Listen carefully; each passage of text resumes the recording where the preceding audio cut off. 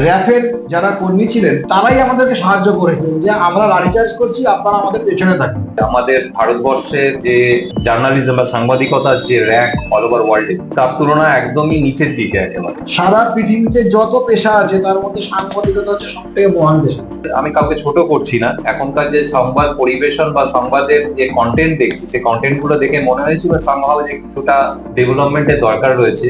একটা মোবাইল নিয়ে একটা বুম নিয়ে বেরিয়ে পড়লাম সাংবাদিকতা করতে, ওই সাংবাদিকতা হবে না। সেই নিউজের ভিউয়ার্স কিন্তু খুব কম।